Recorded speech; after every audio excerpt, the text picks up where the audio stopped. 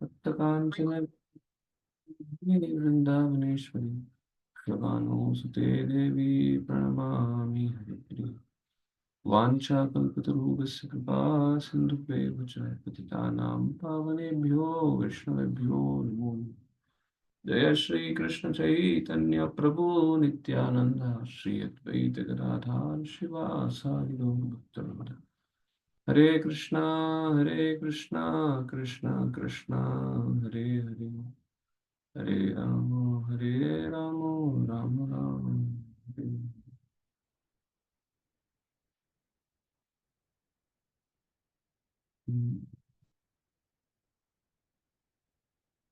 Okay there is document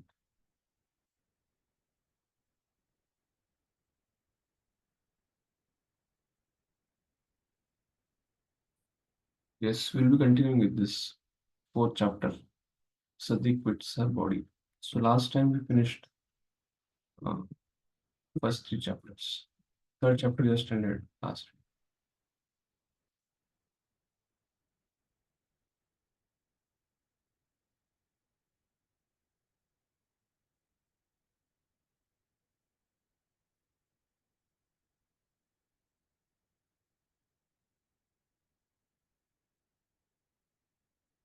Okay.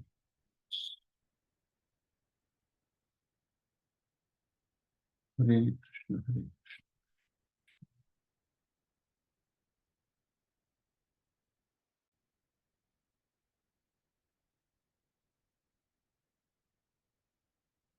Sati quits her body. Maitri Vacha Etavad Yukta Viraram Shankara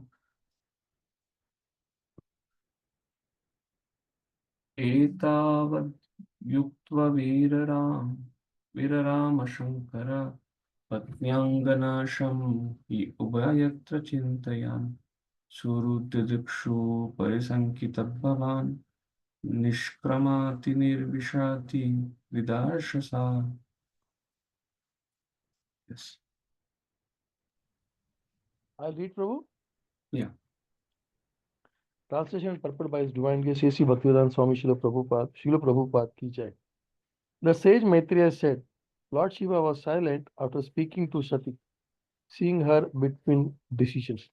Sati was very much anxious to see her relatives at her father's house, but at the same time she was afraid of Lord Shiva's warning. Her mind unsettled, she moved in and out of the room as a swing moves this way and that. Basically, the distribution of the verses, the flow of the verses in this chapter, first five verses speaks about Sati's mind, inter, internal dilemma, and then from sixth to tenth verse speaks about Sati leaves Lord Shiva and goes without, despite being forbidden to go. And Lord Shiva's assistant servants they join her. And then she from 11 to 23. Yeah, 6 to 10, she goes without her Lord Shiva's permission, and his followers join her, but she is not well received by his father. Although his mother and sister they embrace her and do all those things, gives her gifts, but she is not satisfied. Then 11 to 23, Sati curses. Sati tells the reason, chastises Daksha for insulting, for not respecting Lord Shiva, for finding faults with Lord Shiva. Then 24th to 27th, Sati prepares to leave her body. She sits in tapasya and she's preparing. And then from 29, 30, she almost leaves the body. And from 31 to 34, Maitreya is telling to Abhidura. This is the whole scene. So this is the section. The major section is uh, Sati chastises or she rebukes Daksha for finding fault with Lord Shiva. 13 reasons she gives that how Daksha is finding fault with Lord Shiva and how we should not find fault with. Okay, this is section. So now the first five verses, uh, she is from some long time she has not gone. She's seeing that how everybody is going. So she is like sometimes something goes in the mind. Physically, a person is uh, split into two types, split personality. He wants to do this, but again he thinks this is not principally good, therefore he wants to do that. Similarly, now that is what Prabhupada writes about Sati, that her uh, condition is she has some desire, but she cannot execute that desire. So she is going outside, but again she is coming inside. So her uh, internal trauma has effect on her external behavior. That is what goes on right here. So Prabhupada Chakravarti Pad writes in the fourth chapter, Sati, ignoring the forbiddance of her husband to go to the sacrifice, went there and was disrespected by her father. In anger, she criticized him and gave up her body. Shiva understood that she would destroy herself, either if he forcibly prevented her from going or if she went and received insults. If Lord Shiva had prevented her from forcibly kept her at his home, she will be destroyed. Matlab, she was very angry at Lord Shiva and she was seeing at Lord Shiva as if to burn him. And if she even goes to the Yajna, there also she'll be insulted and she will give the part. Basically, this insult was actually from she was perceiving it very heavily. So, desiring to see her relatives, she went out of the house and simultaneously being afraid of Shiva, she again entered the house. In this way, though one person, she took two forms. It is understood that there was a conflict of equal forces between desire to see her husband relatives and fear of Shiva. She had a desire to see, go to her in-law, to go to her mother's place, father's place, and now she is under new custody. She's under her husband. So that is going on now. Yes, Ram Sharma. Prabhuji, I was just thinking, Mm. like, you know, we are talking about Mother Parvati, Mother Nature, Sati. right? Right, Sati. Sati. Ultimately, she's Mother Nature, right? Mm. The material world. Mm. She represents that. So, and the behavior which we are seeing. So, are we supposed to understand that this is Leela? Um, Like, that the type of behavior we are seeing is sort of like a common woman mm. would probably go through because of. So how are we to understand? Because if you see, the earth is just a small part, Mm. and then we have got the whole nature, that Mm. is, Parvati, Yes. like wife The of whole Lord material Shiva. nature. The material nature. So how are we to understand such a huge personality, actually, big personality, and also in this personal, pastime, it is, acting. So she's like playing a part. Whenever we see Mother Parvati or Sati, we always see her inquiring from husband regarding the reality of the universe.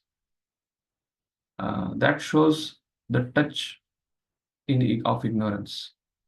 What is the difference between Prabhupada in previous second chapter, third chapter? What he spoke about the difference between Lord Shiva and Lord Vishnu is Lord Vishnu is Sachitananda and is beyond. He is a Paurusha or he is beyond the jurisdiction of the three modes of nature, especially Tamoguna, Rajoguna, and even Sattvaguna. Therefore, it's called as Vasudeva or Vasudeva Sattvam, or is called as Vasudeva because of only in the pure goodness we can access Lord Vishnu. But when it comes to Lord Shiva or to Mother Parvati, sometimes the connection with the mode of ignorance is there majorly. And that can be overcome by pure devotional service. Although they are in charge of the material nature, because they are in charge, they are heavily dealing with the modes of material nature. Sometimes they identify with it. And therefore, you can see Lord Shiva having wearing the skulls of all the wives. They're all previous in Kalpas, his wives who changed the bodies. Their wives. Yes. That is what Prabhupada writes in purport. In further, if you go in Bhagavatam, and in fact, in the Ramayana it comes one section where when Sati, in one of the pastimes of Lord Ram, when Sita Mata was, when Lanka, Ravana abducted Sita Mata. So Lord Ram, he was actually as Leela demonstrating immense, intense separation from his wife and that rasa of separation, crying. So then Sati told, why he is crying? So I'll disguise as Mother Sita and go and try to pacify him. And she took that form of Sita. And that time Lord Ram immediately told her, Mate, what you are doing here? You come alone here without accompanying, without Lord Shiva. So immediately she understood that is the Leela of uh, Lord Ram, and I just could not understand it. But she had taken a form of Sita. So now Lord Shiva could not accept her back as his consort. And then this pastime happened to nullify that, and she would be born as Parvati. Oh. So this is having the connection with that section where she accepted that form of Sita, and Lord Shiva could not accept that, and then that in consequence of this, these things are happening. But the question which you asked is, yes, even Sati can be subjected to judging Lord Krishna, and she can also be overcome by although she is Maya herself, but she can also sometimes succumb to ignorance. Therefore, the nature is to inquire. So if you see Prabhupada purports, he'll write both. He will give two things. Maya Dakshena Prakrite Suyate Sacharacharam. That means there's intimate connection between Krishna and his energy. Yes. So it's so intimate. I mean that it's almost like, like Lord from within the pure devotee he directs. So same thing can happen through his energy. Like there is no. So my question is, does she take on the role of an act like in a lila to inquire to teach us, or Both. both? Yeah, but in case of pure duty, it's not both. Like pure duties are beyond. But in case of material nature, because she's in touch with ignorance, passion, goodness, sometimes we can see that natures. Also, the empowered personality. I think this probably clears it regarding Lord Shiva in second chapter and third chapter. But we understand that Maya is the most pure devotee. She's doing thankless task. Yeah, she's doing that task for Lord Krishna. So it's a esoteric question. I don't know. Like, so if she's She's so doing, connected to Krishna, she's she's doing a pure thankless devotee. job. Yeah, she's doing a thankless job for Lord Krishna.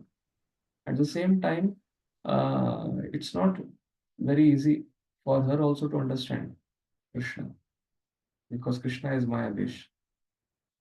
He's not Mayavash. He's beyond modes of nature. Thank you, Guruji. Yes, Rishi Kumar, please read. Purport. Yes, Guru. Thank you. Purport. Sati's mind was divided about whether to go to her father's house or obey the orders of Lord Shiva. The struggle between the two decisions was so strong that she was pushed from one side of the room to another, and she began to move just like a pendulum of a clock. So that is how it is. So therefore, there are some things which we can learn in our personal life, and we can also see that Sati is not just material connected with material modes like us. She again has a Lord Shiva as her husband, Bhuvanesh. At the same time, she can always also be separated to emotions. So the struggle between the two decisions was so strong that she pushed from one side of the room to another side. She began to move like just like a pendulum. Should I go? Should I come back? Desire to see my relatives or fear of my husband? सुरुद्रदीक्षा प्रतिघात दुर्मणा स्नेहाद्रुदति अश्रुकलात् विहवला भवं भवानी अप्रतिपुरुषं वृषा प्रदक्षयाति वैक्षतजातवेपतु. Yes, true. Please read the translation. Yes, Prabhu. Translation. Sati felt very sorry at being forbidden to see her relatives at her father's house, and due to affection for them, tears fell from her eyes. Shaking and very much afflicted, she looked at her uncommon husband, Lord Shiva, as if she were going to blast him with her vision. So you can see here. Now Lord Shiva is not allowing her, so therefore she was like seeing, glancing him very angrily. Hmm. Yes, Prabhupada writes about these two things here. Aprati Purusham. No one equal to him. Please read the purport fully. Purport: the word aprati purusham used in these words means one who has no equal. Lord Shiva has no equal in this material world in regard to equality towards everyone. His wife Sati knew her husband was equal towards everyone. So why in this case he was so unkind to his wife that he didn't allow her to go to her father's house? This distressed her more than she could tolerate, and she looked at her husband as if she was going to ready to blast him with her vision. In other words, since Lord Shiva is the Atma, Shiva also means Atma, it is indicated here that Sati was prepared to commit suicide. Another meaning of the word Aprati Purusha is the personality who has no rival. Since Lord Shiva was not to be perceived to give her permission, Sati took shelter of woman's last weapon, weeping, which forced her husband to agree to the proposal of his wife. So here, Aprati Purusha, which Prabhupada is writing here, is Atma. So it indicates should prepare to commit suicide. Oh, it will come in the uh, further verses 27, 24, 27. ततो विनिश्वस्य सति विहायतं शोकेन रोषेण च द्वयता हृदय पित्रोरगात्स्त्रैन्यविमूढधीर्गृहान् प्रेम्नात्मनो यो वृद्धम् अदत्सतां प्रिया. Vasu Prabhu, Hmm. translation. Thereafter, Sati left her husband, Lord Shiva, who had given her half his body due to affection. Breathing very heavily because of anger and bereavement, she went to the house of her father. This less intelligent act was due to her being a weak woman. Purport. Purport: according to Vedic conception of family life, the husband gives half his body to his wife, and the wife gives half of her body to the husband. In other words, a husband without a wife or a wife without a husband is incomplete. Vedic marital relationship exists between Lord Shiva and Sati, but because due to weakness, a woman becomes very much attracted to the members of her father's house, and this happened to Sati. In this verse, it is specifically mentioned that she wanted to leave such a great husband as Shiva because of her womanly weakness. In other words, womanly weakness exists even in the relationship between husband and wife. Generally, separation between husband and wife is due to womanly behavior. Divorce takes place due to womanly weakness. The best course for a woman is to abide by the orders of her husband. That makes family life very peaceful. Sometimes there may be misunderstanding between husband and wife, as found even in such an elevated family relationship as that of Sati and Lord Shiva. But a wife should not leave her husband's protection because of such a misunderstanding.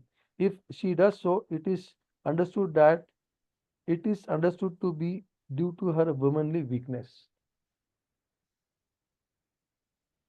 तामन्वगच्छान् द्रुतविक्रमं सतिम् एकां त्रिनेत्रानुचर सहस्रशः सपार्षदायक्षमणिमान् मदद्यया पुरो वृषेन्द्रास्तरसा गता व्यथा. Translation: when they saw Sati leaving alone very rapidly, thousands of Lord Shiva's disciples, headed by Maniman and Maniman and Mother, quickly followed her with his bull Nandi in front and accompanied by the yakshas. Purport: Sati was going very fast so that she might not be checked by her husband, but she was immediately followed by the many thousands of disciples of Lord Shiva, headed by yakshas, Maniman, and others. The word Gata Vyakta indicates in this connection means without fear. Shati did not care that she was going alone, therefore, she was almost fearless. The word Anuchara is also significant, for it indicates that Lord Shiva's disciples were always ready to sacrifice everything to Lord Shiva.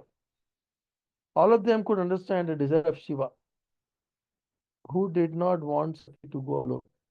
Anuchara mean those who can immediately understand the purport of their master. So therefore, Gata Gata, she was fearful that again Lord Shiva will call her, therefore she wanted to go without fearlessly. Anuchara means they understood his heart and they followed her. Tam Sharika Kanduka Prabhuji, Darpana. Haribol. Yes, Pooja. Yes. Sorry, Prabhu, you can take if you want this starting. So this word Anuchara, I feel it's like Anukaran and Anukaran, right? So we should not do Anukaran, we should do Anuchara. That's Anusar. That from that we can Anusaran. understand it. Yeah. Anuchara matlab, yeah, Anusaran. Yeah. So Basically, from it's that, like three kinds of disciples. One who does after being first is before telling he understands. That is Anuchara. Very close, intimate associates. Oh. Very intimate associates of a guru. Before the guru expresses, they understand that. Second is okay, guru tells, they do. Third is guru tells also, still they don't do. So this Anuchara is something like a first class disciple. Oh. What else? Even before Guru expressing, by seeing the things, they could understand the heart of what Guru wanted. Anuchara. Oh, acha. Thank you. Surely it's Anusaran, it's not Anukaran. Yeah, I understand. Sharika Kanduka Darpana Bhuja Sveta Patra Vajana Shragadibi Gitayanir Dundubi Shankavenubir Shendramaru Pibitan They what all things they gave in her hand, what all arrangements they made to pacify her and take her happily to her mother's place or father's place is being expressed here.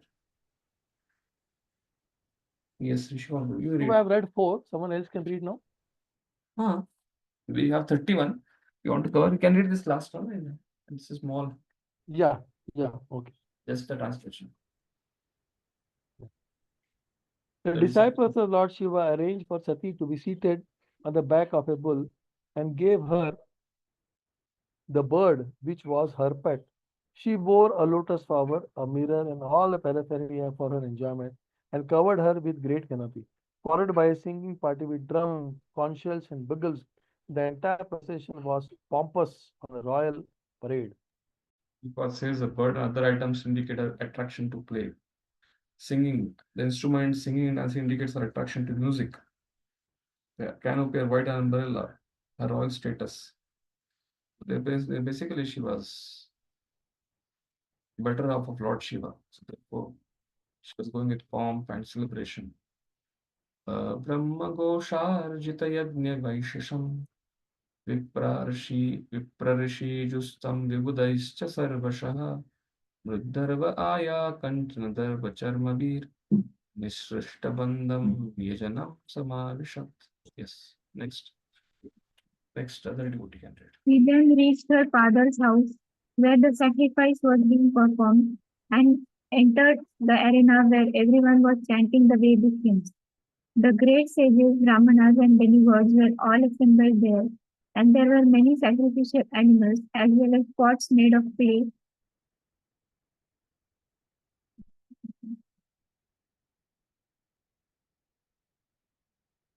wood, iron, gold, darbha grass, and hide.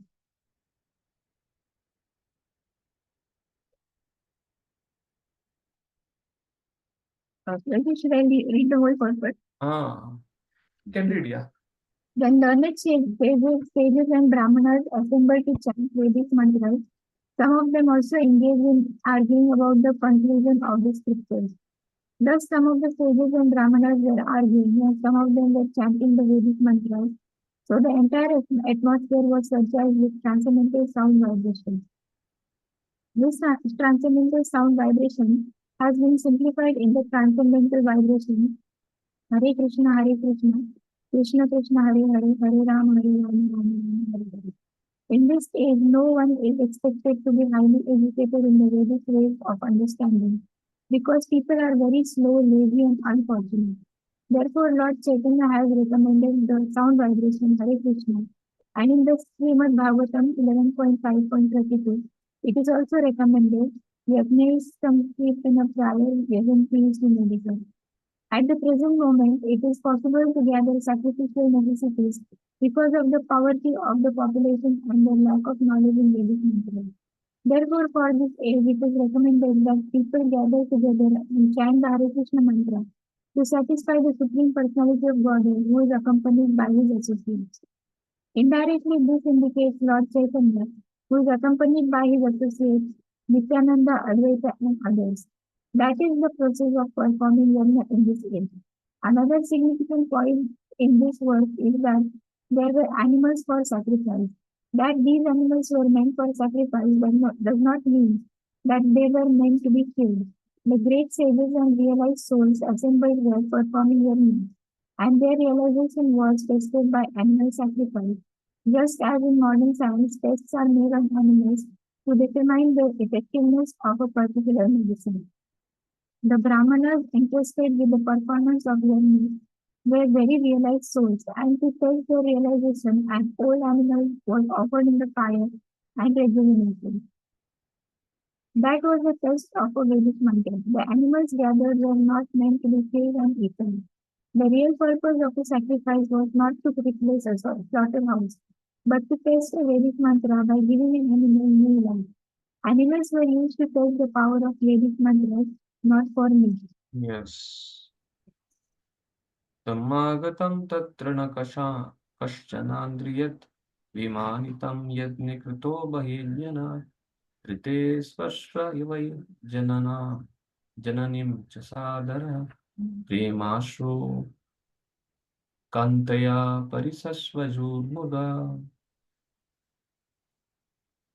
When Sati with her followers reached the arena, because all the people assembled were afraid of Daksha, none of them received her well. No one welcomed her but her mother and sisters, who with tears in their eyes and with glad faces welcomed her and talked with her very pleasantly. Yes, so Prabhupada writes basically because everybody was fearful of Daksha, therefore they did not welcome her, especially men, because they knew what would be the consequences of welcoming her. But anyway, mother and sister, they had emotional bonding, they were soft-hearted, and because of that, they welcomed her. Yes, Ramkishore. Prabhuji, one question in the last verse, they were talking about the Vedic sacrifice. The animals were meant to test mantra, not eat meat. But we still understand, right, that some people, even in Vedic tradition, did eat meat, the Kshatriyas. There are two questions in your two parts in your question. One is meat eating, another is Yeah, Vedic sacrifice. yes. So in ancient times also Vedic sacrifice was there, animals were tested, but at the same time meat eating was also there for Uh, some classes like Kshatriyas. Not Kshatriyas, not for Kshatriyas. Jiva Goswami mentions this thing in first canto. If you have completed the section of first canto, 18 chapter, 17, 18, 19. Uh, Four principles, pillars of austerity, truthfulness, cleanliness, and mercy. And there, Jiva Goswami says, for a particular class of people, Sautramani Yajna, those are also, there's a mention of Sautramani Yajna. That means people who cannot follow these principles very strictly, for them, there is a scripture for Purana and mode of ignorance, which encourages drinking alcohol, eating, sacrificing animals, not cow, but lower animals like goat and other things. That is allowed for that, for such people. But that license is for mode of ignorance people, not for sattvic people. So Kshatriyas did not take meat. Ideally. And because all of them are Brahma Rishis, Raja Rishis. Brahmanas are Brahma Rishis, and even kings were Raja Rishis.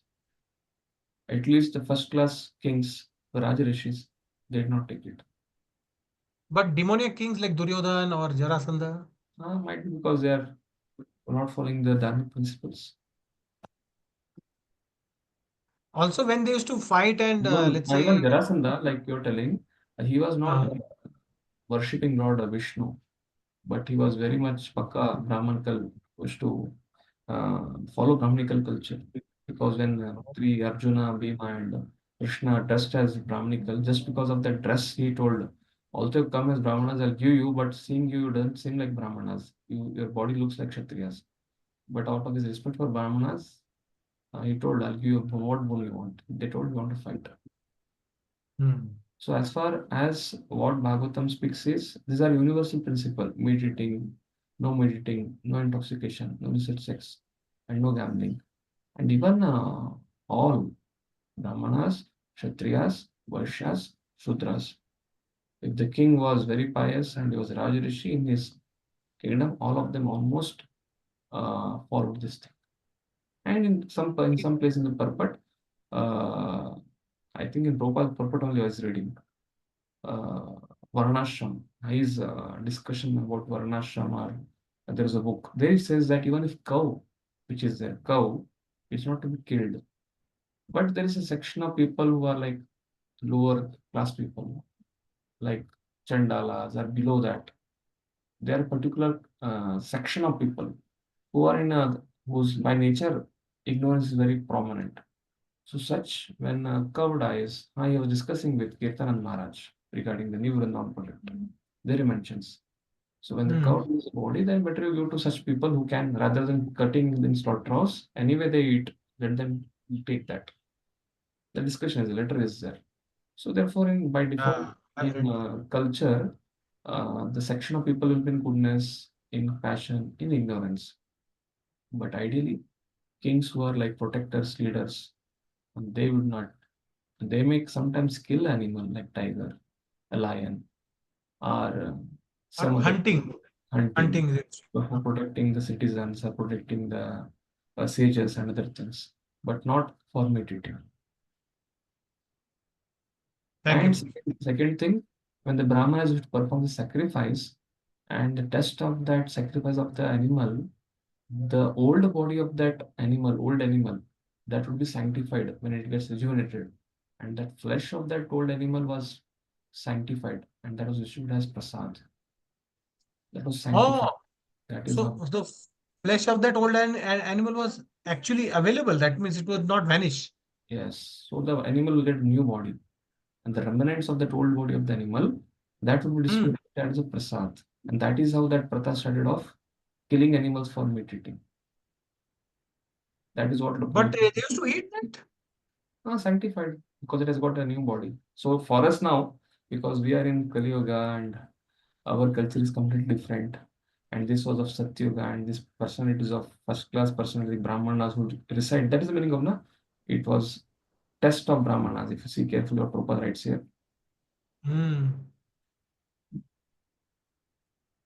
The great sages and realized souls assembled were performed yajnas, and the realization was tested by animal sacrifice, just as the modern science tests are made on animals.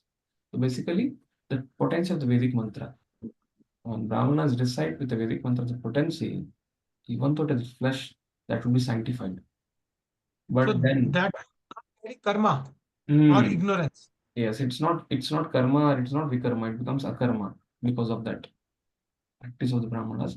And that is how it was degenerated. And when it comes to Kali Yuga, the Brahmanas were not able to have that standard of purity and recitation of the mantras that could not get rejuvenate a new body. And because of that, that became a vikarma. And they continued eating it. Thank you, That also Bhai. I Prabhupada didn't know. writes again in the section of Varnashram. He has this book on Varnashram and Veda, Vedic Varnashram, or how to see. Because all these questions all Prabhupada disciples ask. So there he replies in that conversations. This thing. Speaking about Varnashram, it's compilation of Prabhupada. Thank you, Prabhuji. Thank you. Prabhuji, even Ravana, he was a Brahmin, but he used to eat meat. He was born in a Brahmana family. He should drink also, smoke also. So I'm not telling. It's like all asuras are also born in Brahmin family. Like in Samudra Manthan Leela, they are telling we are born in great family of Kashyap only. Kashyap is a Brahmana, but they are against Vedic principles. But Ravan was like, he's supposed to be very learned and all that. But the purpose of learning knowledge was to become a devotee of Lord. But again, who is Ravana? He's trying to Jai Vijay, trying to imitate, to give that Veer Rasa to Veer Rasa experience to Lord Vishnu. Because he has told Mother Sita that if you don't agree to my proposal, then I will cook you and Yeah. Yes. Yes. So I'm not denying that he did not eat meat, but I'm telling again he had taken that form, that what do you say, role to give Veer to Lord Ram in Leelavas. At the same time, again, if you see, apart from all the Danavas, yeah, they drink, they smoke, they drink, and they also break the principles. But Prabhupada writes in heavenly planets, they don't do it. Devas, in section of Pururava and Urvashi, she had put a condition that I want food cooked in pure ghee. So Prabhupada writes, even in heavenly planets, there's so much of enjoyment, sensual enjoyment, but still they follow sattvic eating habits. But that is not the true with lower below and other things, other places, where mentally it is asuric.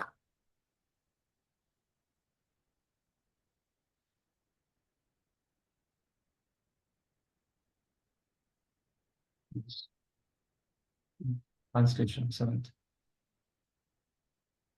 When Sati with her followers reached the arena, because all the people assembled were afraid of Daksha, none of them received her well. No one welcomed her but her mother and sisters, who with tears in their eyes and with glad faces welcomed her and talked with her very pleasingly.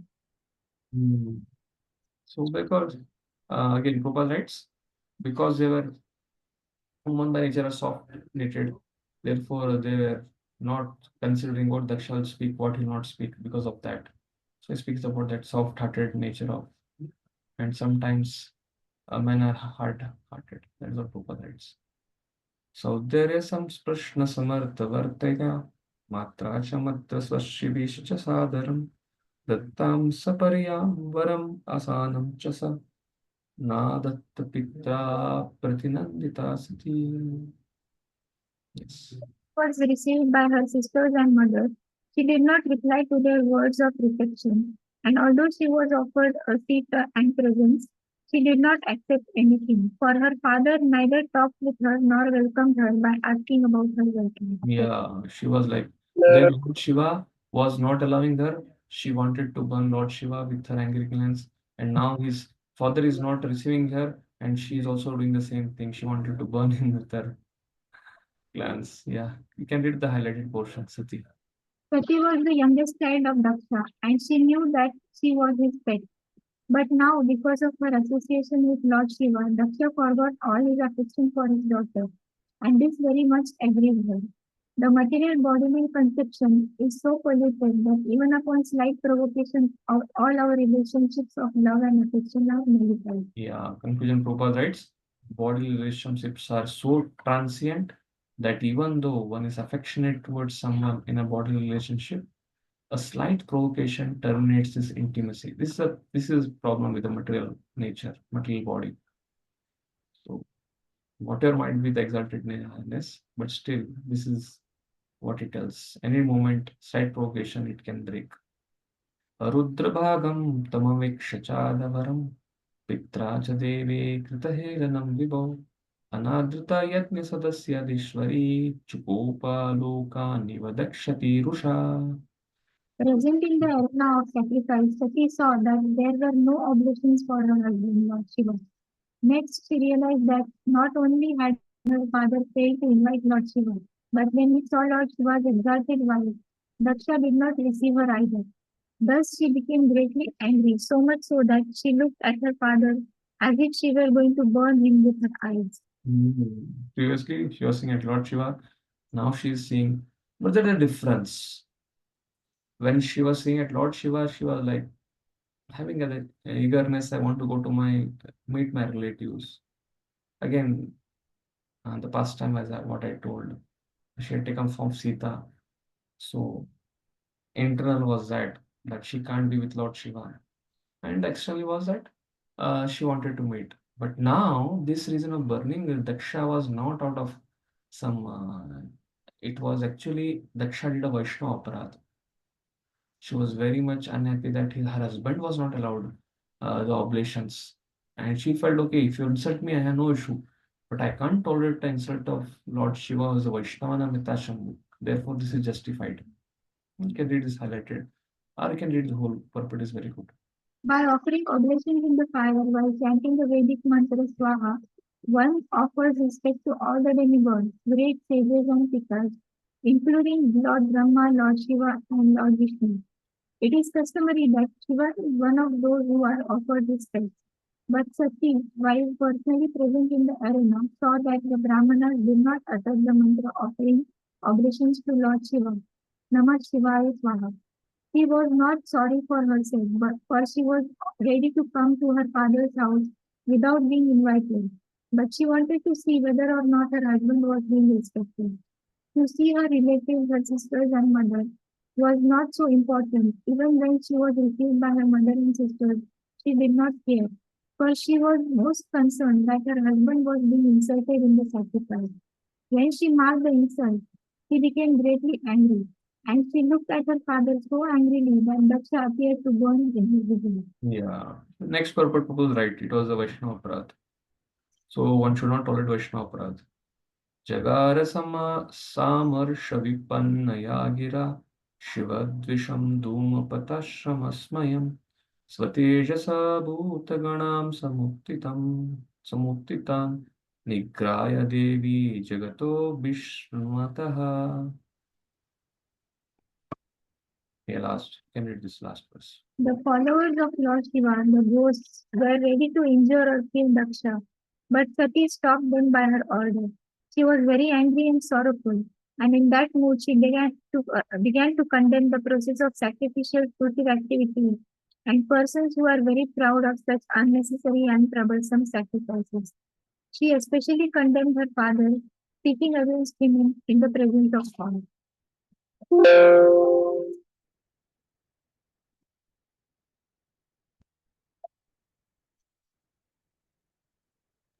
Basically, first part Prabhupada writes how Lord Vishnu is the goal of all sacrifice. Bhoktaram Tapasam, everything is meant for enjoyment, and one should not do yajna for one's personal concern, interest. And this section, the first 10 shlokas indicate that Lord that Daksha Prajapati is doing this yajna, Vajpayee yajna, and another yajna, but he's not inviting Lord Shiva as Vaishnavana Mata Shambhu. This shows that his personal interest, his interest is separate from pleasing Lord Vishnu. Because if he's pleasing Vishnu, then the devotees also should be pleased. But he's not doing that. And Dharma Svanashita Pumsam Vishwakshena Katarushi Na Utpadyati Ratim Shrama Evahi Kevalam. So if you're not doing any activities for the pleasure of Lord Vishnu, then whatever you're doing, it is Shrama Evahi Kevalam. So it was simply labor of love without actual profit. And therefore, it's being condemned here by Sati. That was Prabhupada's writing here. It was simply meant for fruitive activities because it was aimed at pleasing Vishnu, but not at the simultaneously it was disrespecting the Vaishnava like Lord Shiva. So, can you just highlighted portion of that is what Prabhupada writes in the first half of the paragraph. One who has developed love for Vishnu must develop love and respect for Vishnu's devotees. Lord Shiva is considered the foremost personality among the Vaishnavas. Vaishnavana Mukha Shambhu. Thus, when Sati saw that her father was performing great sacrifices but had no respect for the greatest devotee, Lord Shiva, she was very angry. This is fitting when Vishnu or Vaishnava is insulted, one should be angry. Lord Chaitanya, who always speaks non-violence, meekness and humility, also became angry when Nityananda was offended by Jagai and Jagai, and he wanted to kill them. When Vishnu or a Vaishnava is blasphemed or dishonored, one should be very angry. Narottam Das Thakur said, Krodha Bhaktadveshi Jana. We have anger, and that anger can be great quality. When directed against the person who is envying images of the Supreme Personality of Godhead or his deity. One should not be tolerant when a person is offensive towards Vishnu or Vaishnava. The anger of Sati towards her father was not objectionable, for although he was her father, he was trying to insult the greatest Vaishnava. Thus Sati's anger against her father was quite applaudable.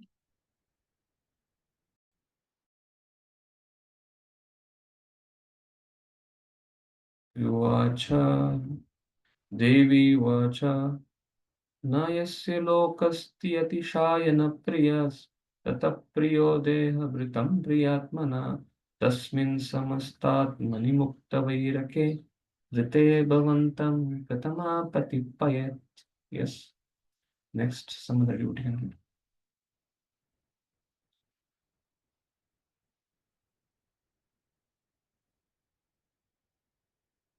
The the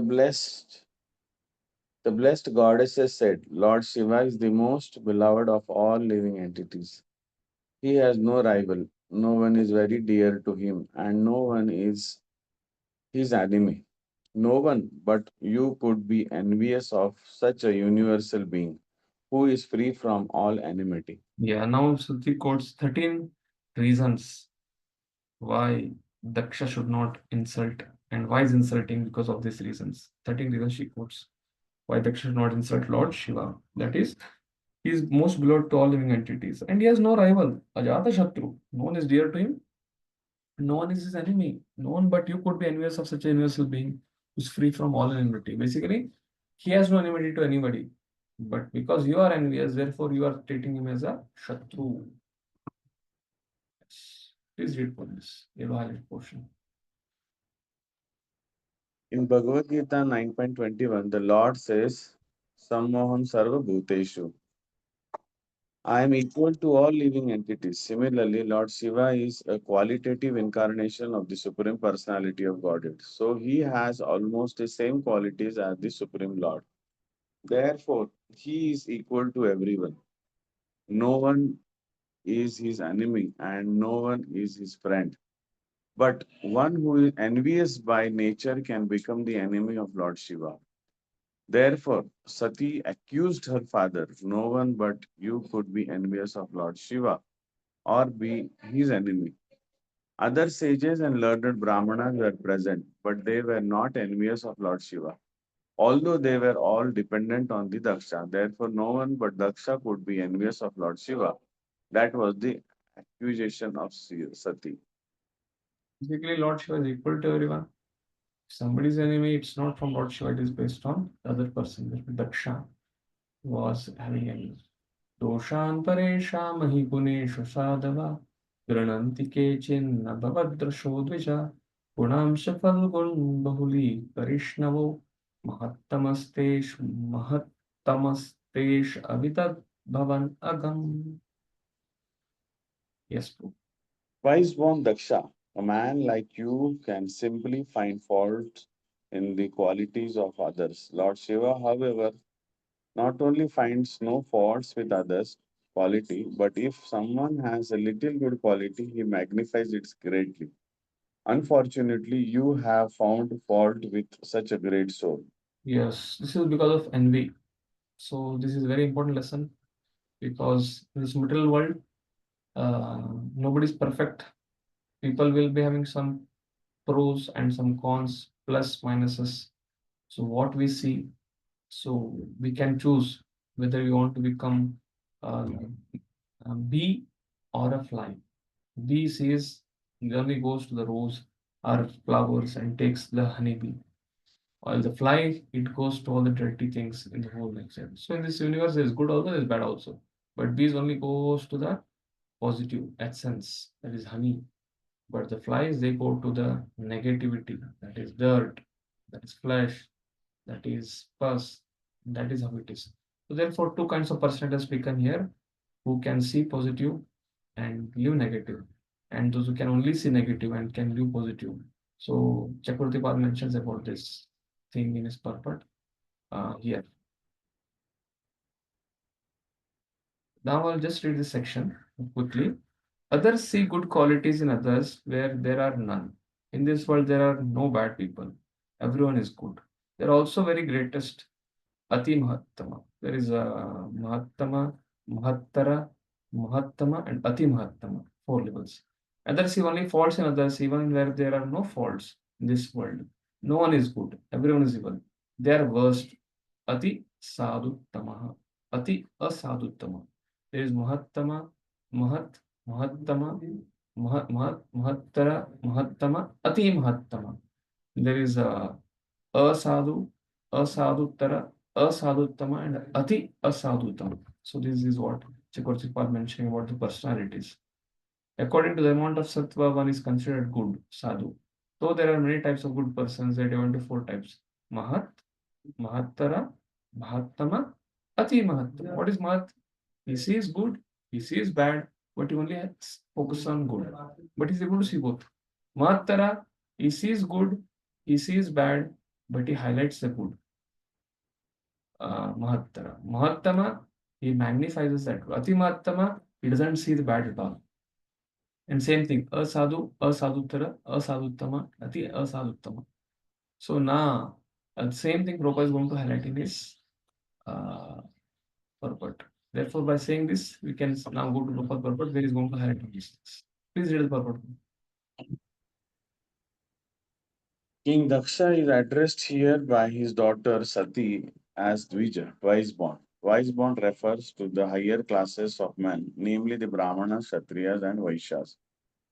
In other words, a Dvija is not an ordinary man, but one who has studied the Vedic literature from a spiritual master and can discriminate between good and bad. Therefore, it is supposed that he understands logic and philosophy. Sati, Daksha's daughter, put before him sound arguments. There are some highly qualified persons who accept only the good qualities of others. Just as a bee is always interested in the honey in the flower and does not consider the thorns and colors.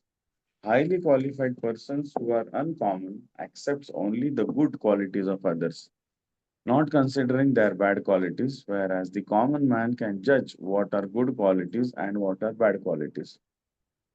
Among the uncommonly good souls, there are still gradations, and the best good soul is one who accepts an insignificant asset of a person and magnifies that good quality.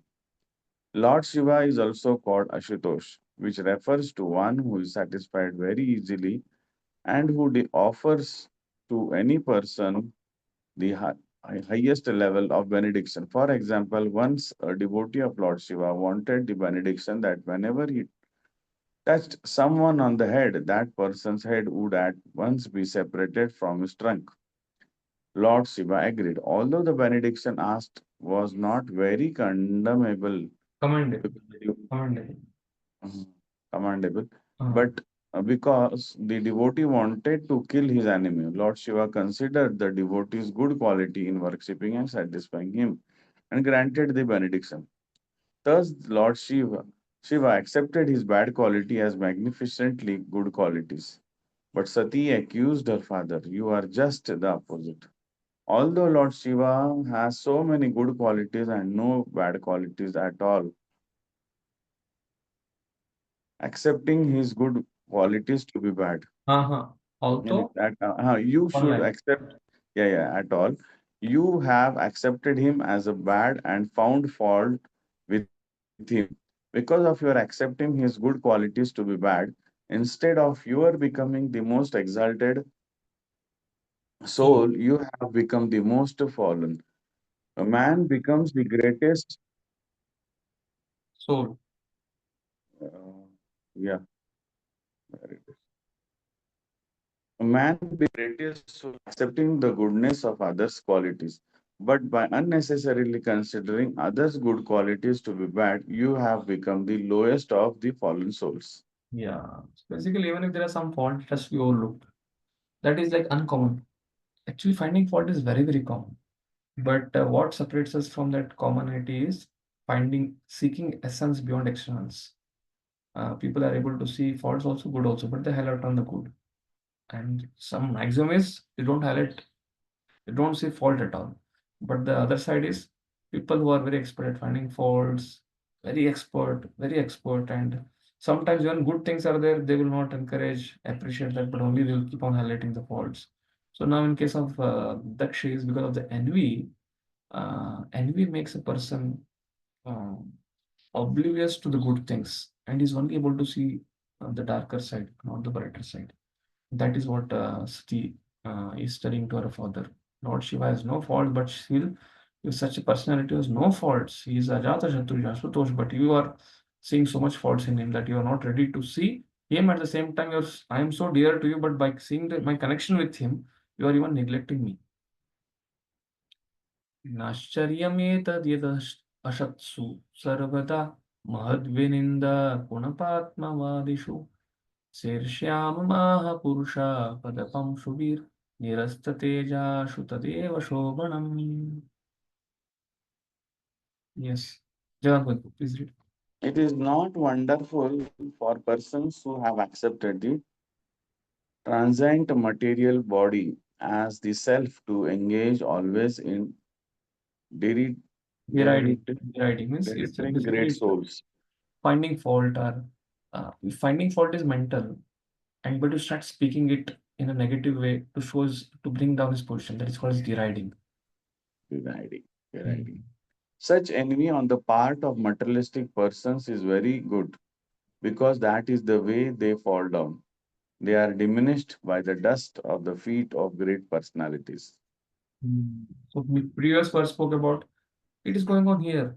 Judgment. Like when you see a person, we don't speak to him. We just smile and everything, but calculation is going on inside. In the case Dakshvarti spoke also. But in this case here now deriding is like it's there, but we try to speak it out and try to pull down and this best way to fall. And diminished by the dust of the lotus feet of a Vaishnava, because Vaishnava will continue to be glorious. You can read this highlighted directly. Those who are the offenders at the lotus feet of a great personality dry up, their godly qualities diminished.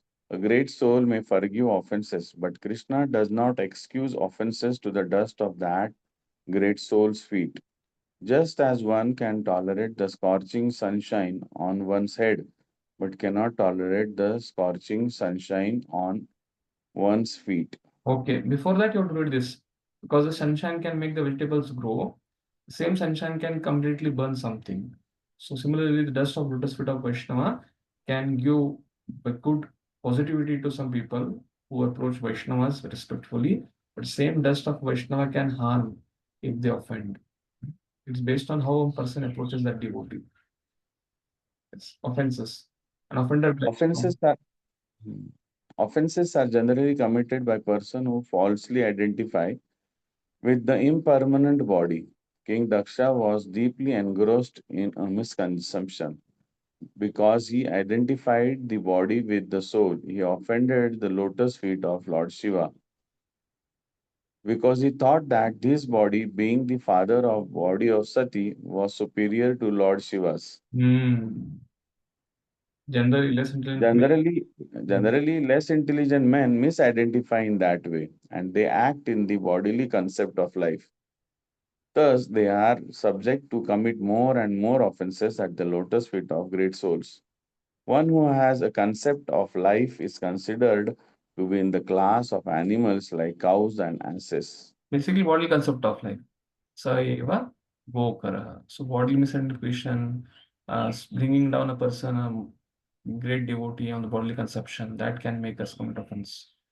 Yadvaksharam nama giriritam nrinam sakrit prasanga agama suhantita pavitra kirtim tamalang yasashana bhavanaho dveshti shivam shivetara.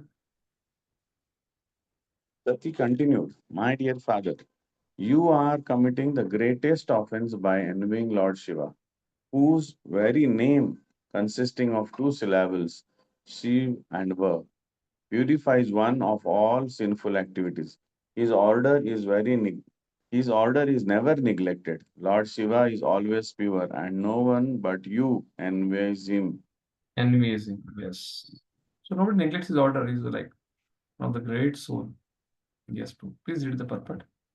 Since Lord Shiva is the greatest soul among the living entities within this material world, his name Shiva is very auspicious for persons who identify the body with the soul.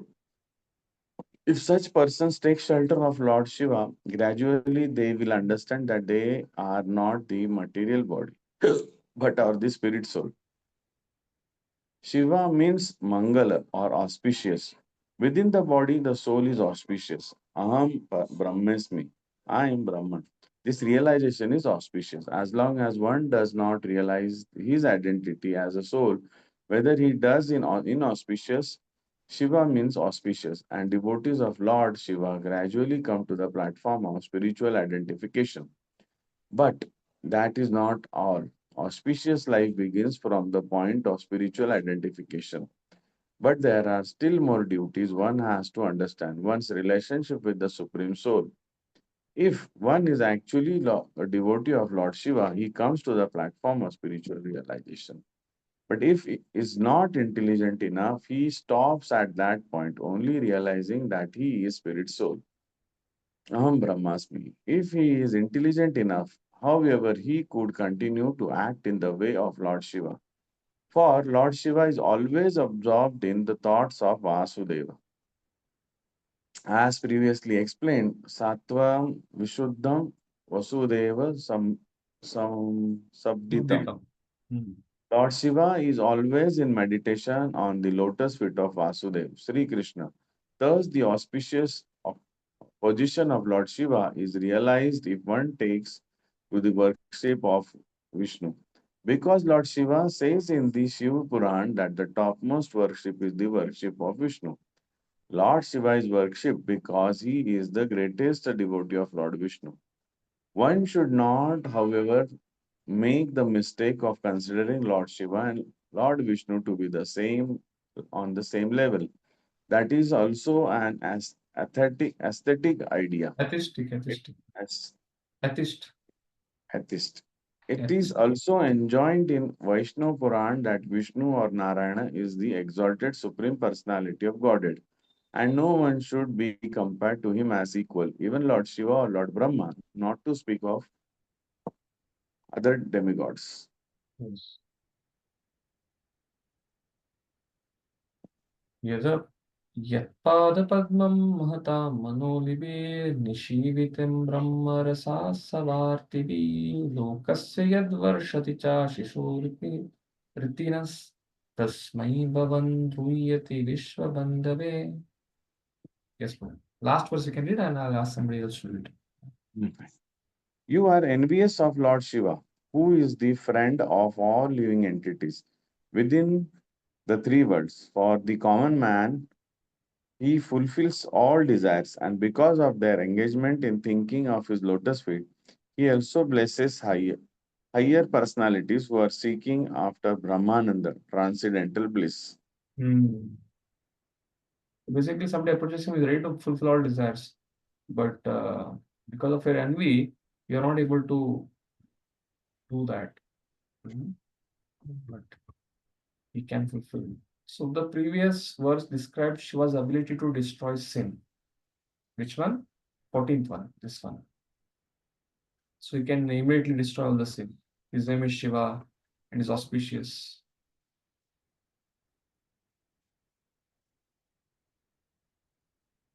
And now you are envious of Lord Shiva. This is speaking about what? To give liberation. This gives about liberation. Or Lord Shiva can give liberation, Brahmananda, to those who approach him in that way. Yes, please read this. Ordinary. Ordinarily, there are two classes of men. One class who are gross, materialistic, want material prosperity, and their desires are fulfilled if they worship Lord Shiva. Lord Shiva, being very quickly satisfied, satisfies the material desires of the common man very quickly. Therefore, it is seen that ordinary men are very much apt to worship him.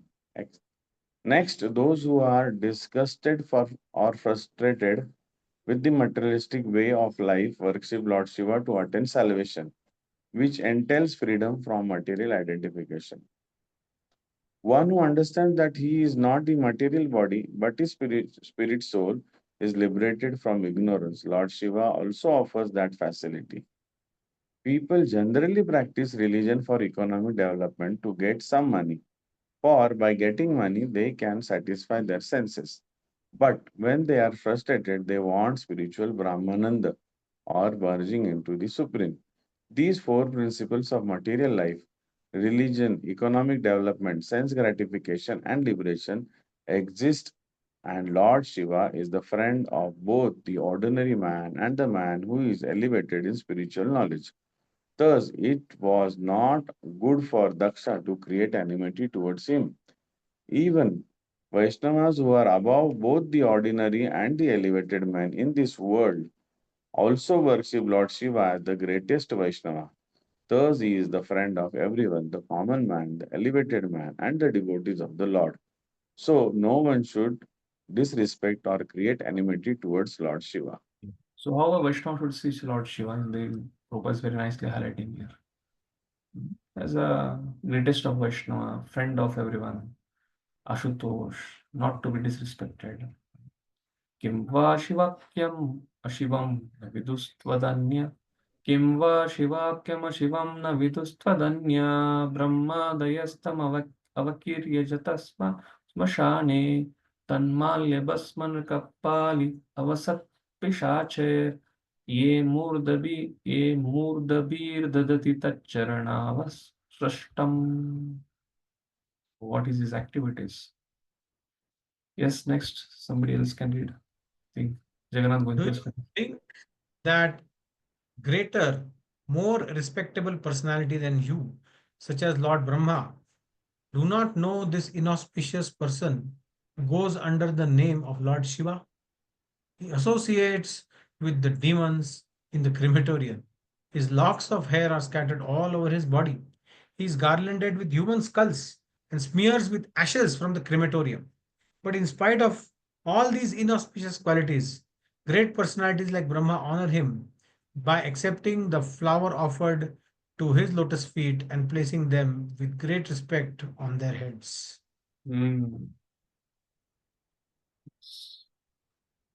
So Chakravarti mentions here, Sati criticized Daksha's previous statements, 4 to 14, 15, second chapter, where what is criticized? Shiva's name is actually being inauspicious in his conduct. Do others such as Brahma know that person called Shiva is actually inauspicious? With matted locks of hair scattered, lives in crematorium, and is decorated with the garnets and ashes from the place and human skulls? No. If it were so, then why they would not be his servants? If it were so, then they would not be his servants. They hold on their heads his garlands and water emanates flowing from his feet. Means these are the things which Daksha has had blasphemed Lord Shiva in that second chapter. And that is what Sati is refuting all those things.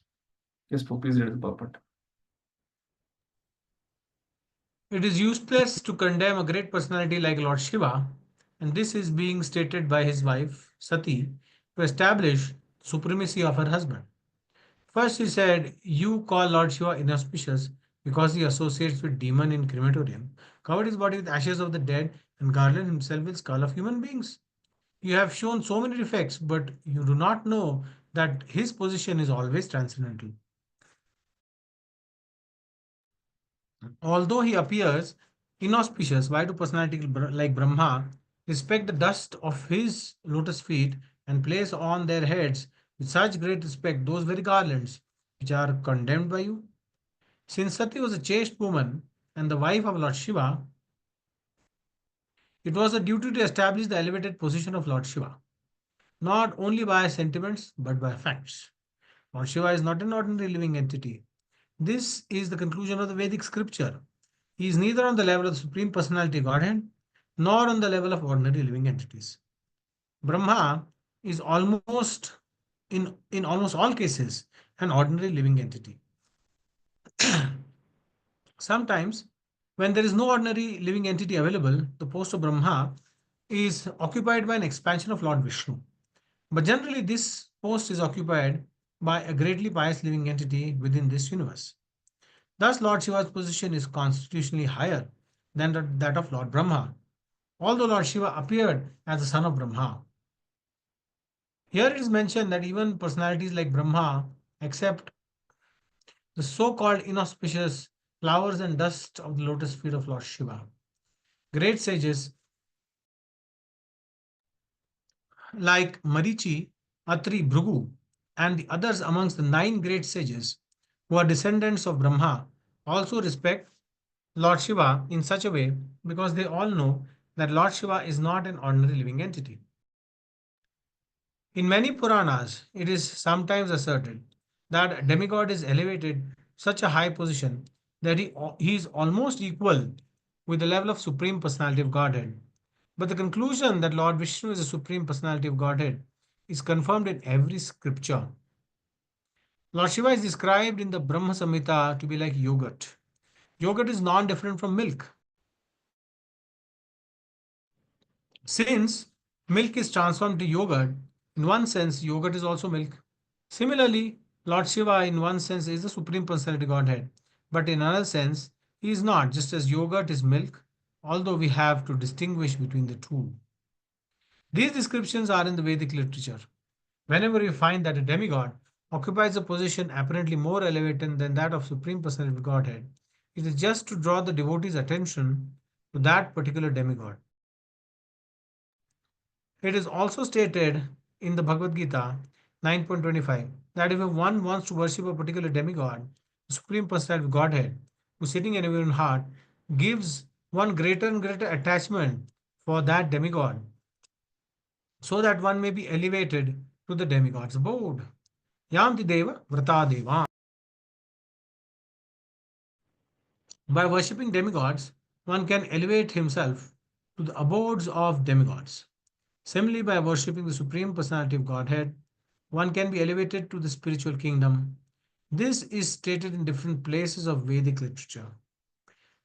Here, Lord Shiva is praised by Sati partially due to her personal respect for Lord Shiva, since he is her husband, and partially due to his exalted position, which exceeds that of ordinary living entities, even Lord Brahma.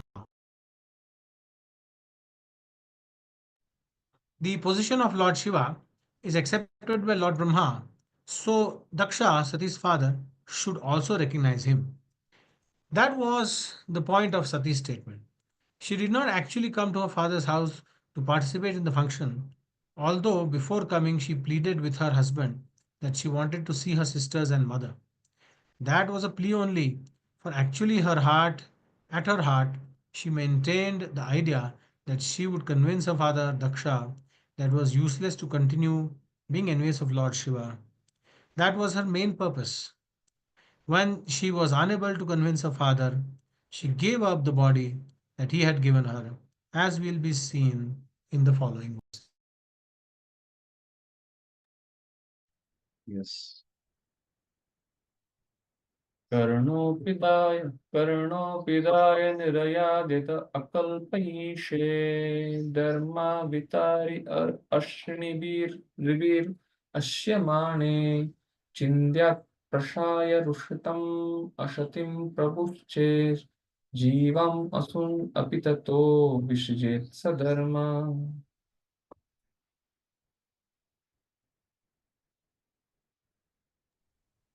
Sati continued, if one hears an irresponsible person blaspheme the master and controller of religion, one should block his ears and go away if unable to punish him.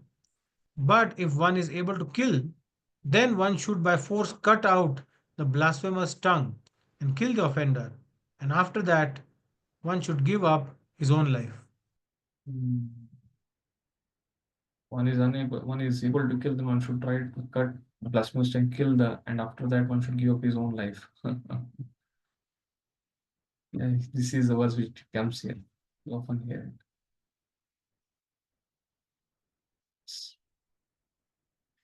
purport. The argument offered by Sati is that a person who vilifies a great personality is the lowest of all creatures.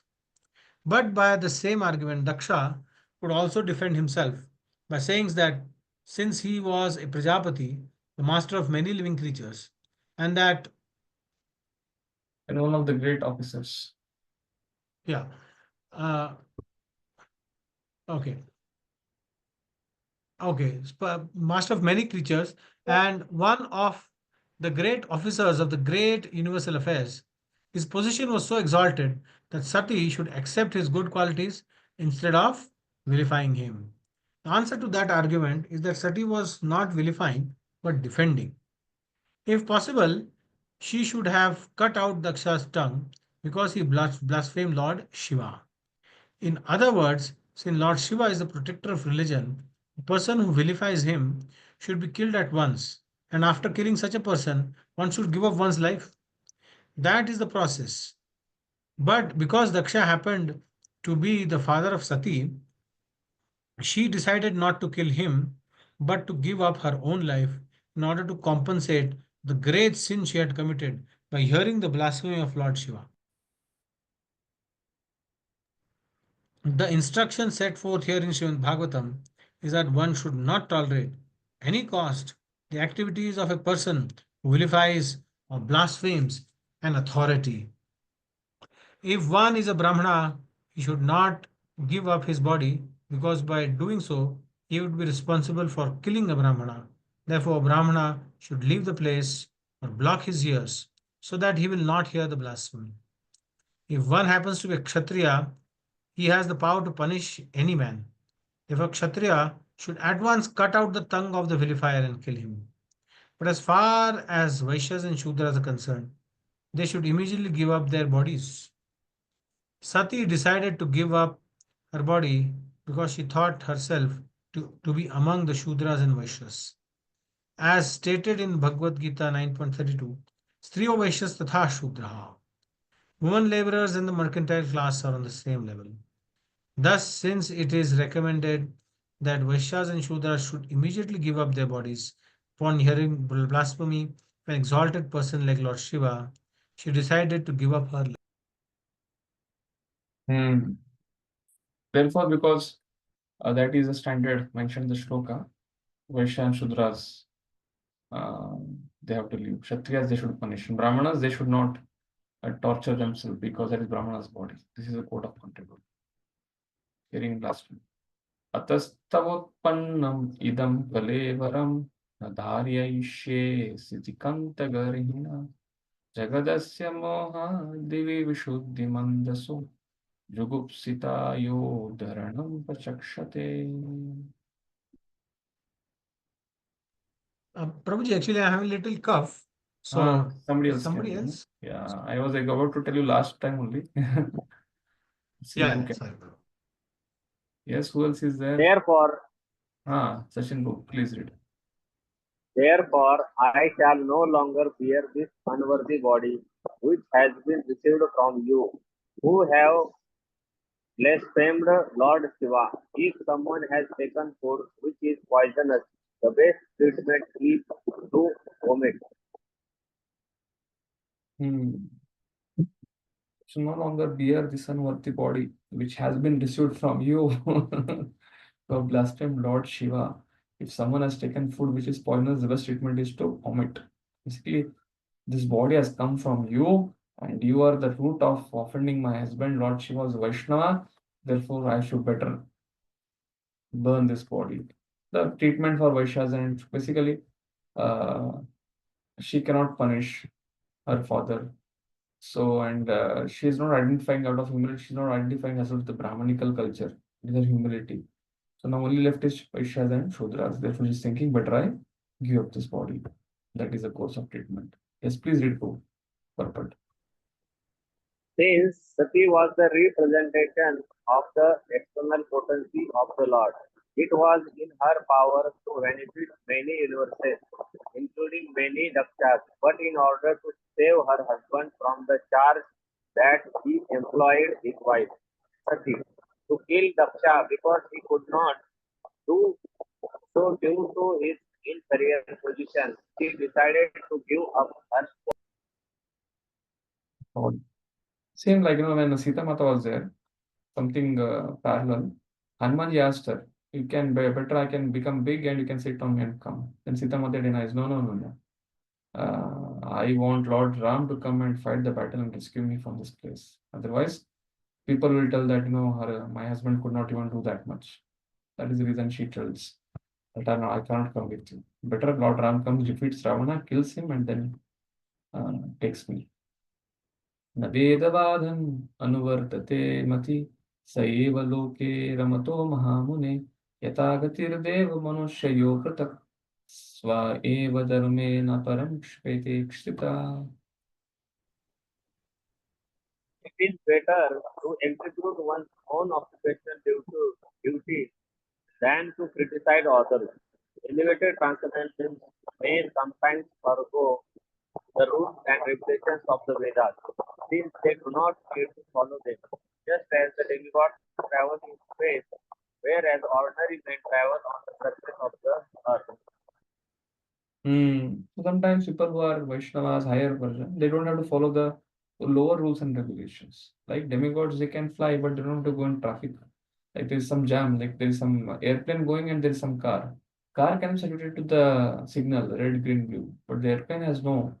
It has its own rule, but that is air traffic rules, but not the land traffic rules. Prabhuji, Hmm. this translation, I think there are 2 points. One is it says that it is better to execute one's own duties than to criticize others. And other is it says sometimes transcendental people forgive and then there is an example given. How to connect these 2 things? Are these 2 independent things? No. What she's telling is here, see what she's trying to tell. Occupational duty. If you see Lord Shiva, he is a son-in-law of Daksha, but he's not standing up. But he's not an ordinary son-in-law.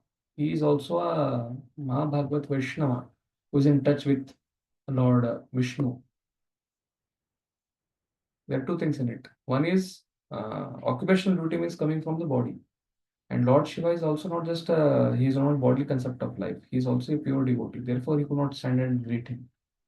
That point she wants to indicate here. Now he may tell. This is how Vishwan Chakravarti basically he is his argument. When Sati is giving argument, Daksha will tell this thing, and if Daksha gives argument, Sati will tell this thing.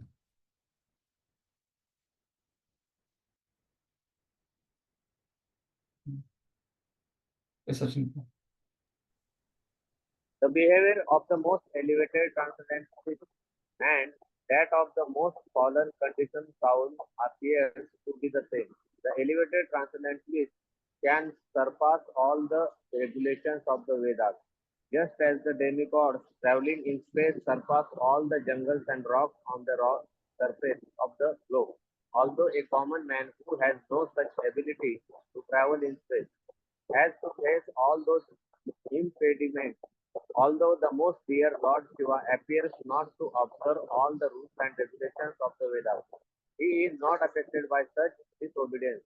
But a common man who wants to imitate Lord Shiva is mistaken.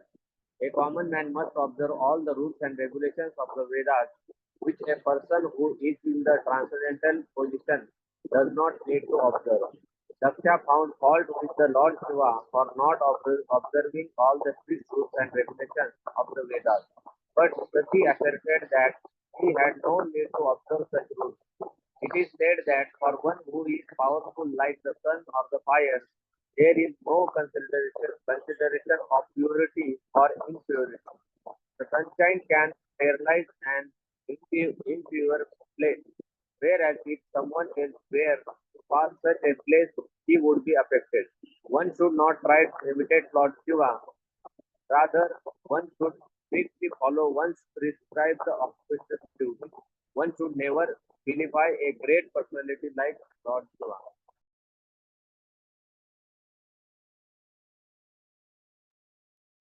कर्म प्रवर्तं च निवृत्तम् अपिरतं वेदे विविच्यो भयलिङ्गमाश्रितं विरोधि तद्युगा विरोधितद्योगपादैककर्तरि द्वयं तथा ब्रह्मणि कर्म नर्चति. Yes, bro. In the Vedas, there are directions for two kinds of activities. Activities for those who are attached to material enjoyment and activities for those who are materially detached. In consideration of these two kinds of activities, there are two kinds of people who have different symptoms.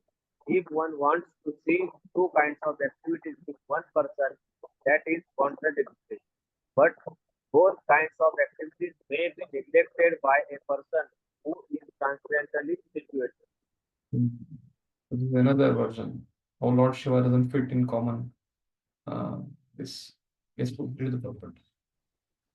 The Vedic activities are so designed that the conditioned soul who has come to enjoy the material world may do so under direction, so that at the end the becomes detached from such material enjoyment and is eligible to enter into the transcendental position.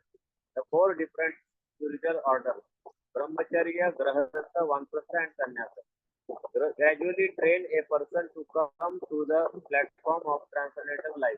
The activities and traits of a grahastha or householder are different from those of a sannyasi, one in the renounced order of life. It is impossible for one person to adopt both orders. A sannyasi cannot act like a householder, nor can a householder act like a sannyasi.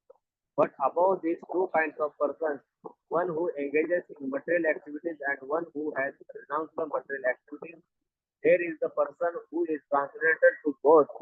Lord Shiva is Lord Shiva is in the transcendental position because, as stated before, he is always the activities of the grahastha, nor those of the sannyasi.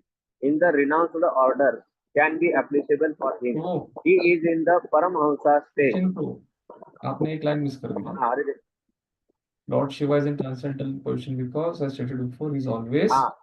yes, yes. Observed in the thought of the Lord Vasudeva within himself. Therefore, neither the activities of the grahastha nor those of the sannyasi in the renounced order can be applicable for him. He is in the Paramhamsa state, the highest perfectional stage of life. The transcendental position of Lord Shiva is also explained in Bhagavad Gita. It is stated there that when one fully engages in the transcendental service of the Lord by performing activities without producing results, one is elevated to the transcendental position. At that time, he has no obligation to follow the Vedic injunctions or the different rules and regulations of the Vedas. When one is above the directions of the Vedic ritualistic injunctions for attaining different allurements and is fully observed in transcendental thought, which means thought of the Supreme Personality of Godhead in devotional service. One is in the position called Buddhi Yoga or Samadhi ecstasy. For a person who has attained this stage, neither the Vedic activities for realizing material enjoyment nor those for renunciation are applicable. भवापाद्व्यापित अस्मद् आस्तिता यज्ञशालासु न धूमवर्त्मभिः तद् अन्नतृप्तेरशुद्रभिरीडिता अव्यक्तलिङ्गा उदूतसेविता. My dear father, the opulence he possesses is impossible for either you or your flatterers to imagine. For persons to engage in fruitive activities by performing great sacrifices are concerned with satisfying their bodily necessities by eating foodstuffs offered as a sacrifice. We can exhibit our opulations simply by desiring to do so. This can be achieved only by great personalities who are renounced self-realized love.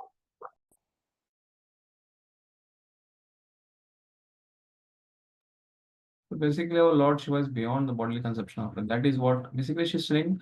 Don't bring Lord Shiva to your level. Yes.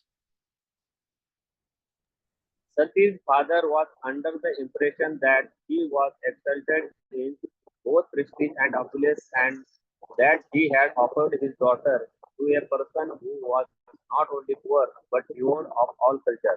Her father might have been thinking that although she was a chaste woman, greatly adherent to her husband was in a deplorable condition. To counteract such thoughts, Sati said that the opulence possessed by her husband would not be understood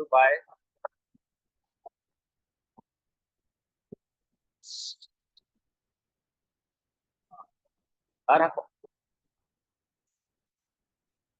her husband could not be understood by materialistic persons like Daksha and his followers, who were flatterers and were engaged in fruitive activities.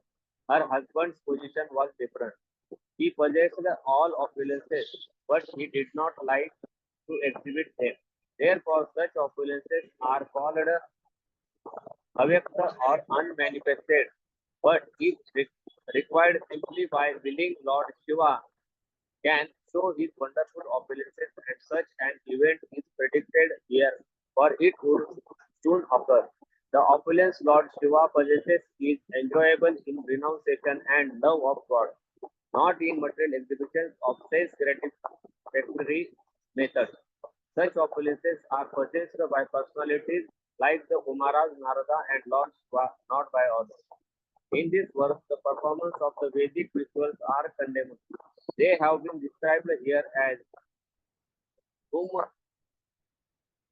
Vartama, those who maintain themselves on the remnants of sacrificial foodstuffs. There are two kinds of foodstuff offered in sacrifice. One kind is food offered in fruitive ritualistic sacrifices, and the other, the best, is food offered to Vishnu. Although in all cases Vishnu is the chief deity on the sacrificial altar, the performers of rituals aim to satisfy very various demigods to achieve in return some material prosperity. Real sacrifice, however, is to satisfy Lord Vishnu, and the remnants of such sacrifices are beneficial for advancement in devotional service. The process of elevation by performing sacrifices other than those aimed to Vishnu is very slow, and therefore it has been condemned in this verse. Vishwanath Chakravarti has described the ritualistic performance to be like crows because crows delight in eating the remnants of food which has been thrown into the dustbin.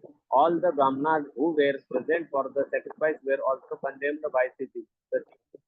Whether or not King Daksha and his flatterers could understand the position of Lord Shiva, Sati wanted to impress upon her father that he should not think her husband to be without opulence. Sati, being the devoted wife of Lord Shiva, offers all kinds of material opulences to the worshippers of Lord Shiva. This fact is explained in the Srimad Bhagavatam in the 10th canto. Lord Shiva's worshippers sometimes appear more opulent than the worshippers of Lord Vishnu because Durga or Sati, being the superintendent in charge of material affairs, can offer all material opulences to the worshippers of Lord Shiva in order to glorify her husband, whereas the worshippers of Vishnu are meant for spiritual elevation and therefore their material opulence is sometimes found to decrease.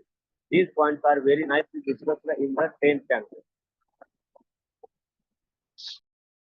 Two more verses will say complete this section. This is 23, 22. नैतेन देहेन करे कृतवशा देवो भवेनालम् अलं पुञ्ज मन व्रीड्डममाभूत् पूजना प्रसङ्गतस्तज्जन्मदिज्ञो महतम् अवद्कृत.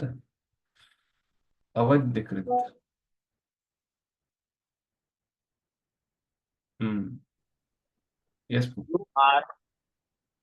You are an offender at the lotus feet of the Lord Shiva, and unfortunately, I have a body produced from yours. I am very much ashamed of our bodily relationship, and I condemn myself because my body is contaminated by a relationship with a person who is an offender at the lotus feet of the greatest personality. Now she's saying you're offender. So Lord Shiva, body produced from yours, very much ashamed. Basically, she's saying that I'm going to burn my body now. Yes. Lord Shiva is the greatest of all devotees of Lord Vishnu.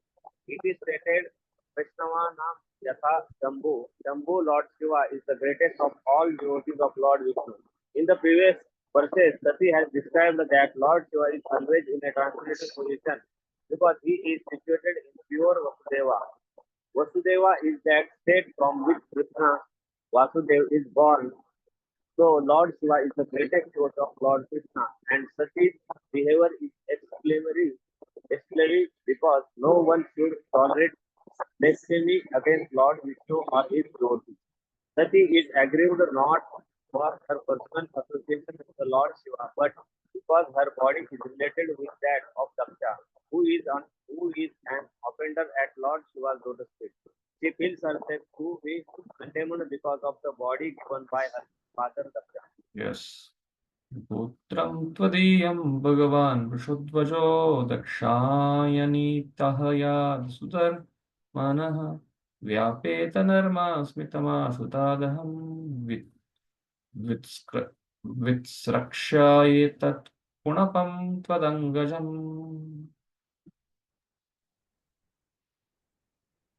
Because of our family relationship, when Lord Shiva addresses me as Kakshayani, I act become morose, and my jolliness and my smile at once disappear.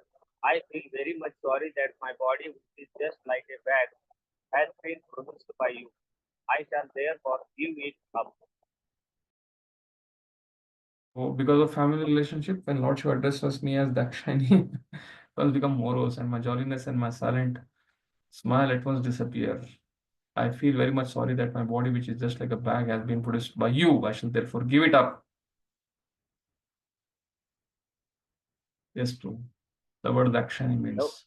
The word Dakshayani means the daughter of King Daksha. Sometimes when there was relaxed conversation between husband and wife, Lord Shiva used to call Sati the daughter of King Daksha. And because this very word reminded her about her family relationship with King Daksha, she at once becomes ashamed because Daksha was an incarnation of all offenses. Daksha was the embodiment of envy, for he unnecessarily blasphemed a great personality, Lord Shiva. Simply upon hearing the word Dakshayani, he felt afflicted because of reference to the context, because her body was the symbol of all the offensiveness with which Daksha was endowed. Since her body was constantly a source of unhappiness, she decided to give it up. Yes. So now what we'll do is, I'll just read the translation now. Maitreya, the sage told Vidura, O annihilator of enemies, while thus speaking to her father in the arena of sacrifice, Sati sat down on the ground and faced north. Basically, whenever we leave the body, we face towards the north. That is what you see in Yudhishthira's case, Pandava's case, the first canto. Whenever somebody is going, they go to the north. Dressed in saffron garments, she sanctified herself with water and closed her eyes to absorb herself in the presence of mystic yoga.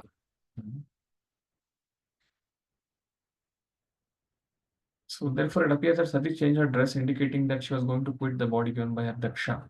Daksha was Sati's father. So instead of killing Daksha, she decided that it would be better for her to destroy the body connection. Sati is the wife of Lord Shiva, who is known as Yogeshwar, the best among all yogis, because he knows all the mystic process of yoga. So it appeared that Sati also knew them. Either she learned yoga from her husband or she was enlightened because she was the daughter of such a great king as Daksha. Perfection of yoga is that one can give up one's body or release oneself from the embodiment of material elements according to one's desire, which Bhishma could do it. Yogis who have attained perfection are not subjected to death by natural laws. Generally, the yogis first of all become mature in controlling their Vata, that is air, then bring the soul to the top of the brain. Then when the body bursts into flames, the yogis can go anywhere he likes. Easy journey to other planets, you can see that yoga is sitting and from the skull is living his soul. This solar system recognizes the soul and thus it is distinct from the so-called yogic process for controlling the cells of the body, which has been discovered in the modern age. The real yoga process accepts the transmigration of the soul from one planet to another planet or another body or another, And it appears from this incident that Sati wanted to transfer her soul to another body or sphere. First of all, she sat in a required sitting posture, and then she carried the life air upwards and placed it in the position of equilibrium near the navel. Then she raised her life air, mixed with intelligence, to the heart, and then gradually towards the pulmonary passage, and from her there to between her eyeballs. These two verses basically speaks about this Krama Mukti, where we studied the second canto, first and second chapter, how the yoga. So here, Prabhupada writes, the yoga process as described in Keshava Shruti prescribes how one can control his living force according to desire and transmigrate from one body to another or from one place to another. In other words, yoga practice is not meant for, again, not for body, but it is for spiritual realization. Body way anyway take care by eating food and the rest and other things, Yukta Har VRSA, but yoga is meant for connecting supreme. So real perfection of yoga is elevation of the soul to higher position or liberation. That is what Prabhupada is trying to write here. And the topmost thing is some yogis can go to spiritual world, spiritual Vaikuntha planets, and the Bhakti Yoga process directly elevates the soul to the spiritual planets where life is eternally blissful and full of knowledge. Therefore, Bhakti Yoga is considered to be the greatest of all yoga systems. Thus, in order to give up her body, which had been so respectfully and affectionately seated on the lap of Lord Shiva, who is worshipped by great sages and saints, Sati, due to anger towards her father, began to meditate on the fiery air within the body. Sati is able to see the connection. Sati's body was not ordinary, but still she decided to give it up because it was a source of unhappiness because of connection with Daksha. So severe example set by Sati is to be followed. One should be extremely careful about associating with persons who are not respectful to the higher authorities. That is what Prabhupada is trying to bring here.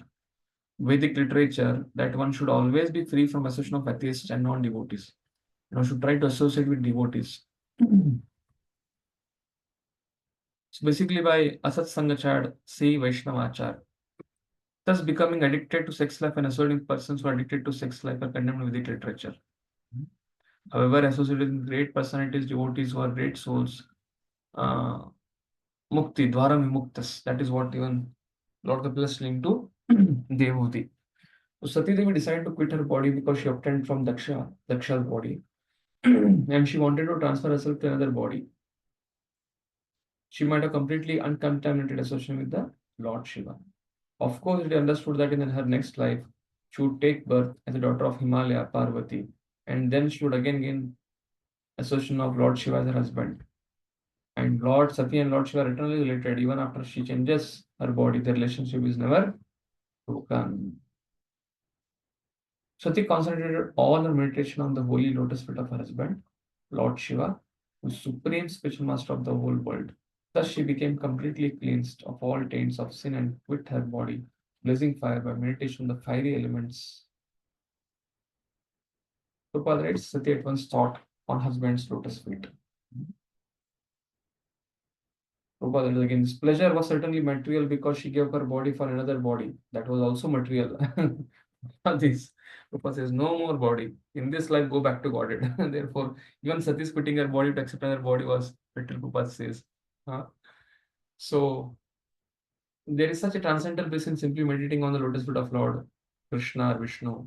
One can forget everything but Lord's transcendental form. This is the perfection of yogic samadhi. So in this verse, it is said that by such meditation, she became free from all contamination. What was the contamination? Contamination was her concept of body derived from Daksha, but she forgot that bodily relationship in trance. The purport is that when one becomes free from all bodily relationship within this material world and simply places himself in the position of an eternal servant of the Lord, it is to be understood that all the contamination of the material attachment has been burned by the blazing fire of transcendental ecstasy. It is not necessary for one to manifest a blazing fire externally, for if one forgets all these bodily relationships in the material world, one becomes rooted in his spiritual identity. It is said that one has been freed from all material contamination by blazing fire of yogic samadhi, and that is the topmost perfection of yoga. And one can achieve that by yat kirtanam yat smaranam, simply by chanting the holy name of Lord Hari, simply by offering praise to the Supreme Lord, one is immediately freed from all material contamination, material body concept, by the blazing fire of ecstasy. This effect takes place immediately without a second's delay. So G. Goswami is writing, Sati quit her body means that she gave within her heart the relationship with Daksha. So Puruswar says, comments that since Sati is superintendent deity of the external potency, when she quit her body, she did not get a spiritual body, but simply transferred from body she had received from Daksha. Other commentators also say that she immediately transferred herself into the womb of Menaka, her future mother. She gave up the body she had received from Daksha and immediately transferred herself to another body where she could become Parvati, better body. But it does not mean that she got a spiritual body.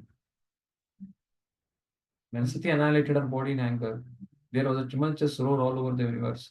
Why did Sati, the wife of the topmost respectable demigod Lord Shiva, quit her body in such a manner?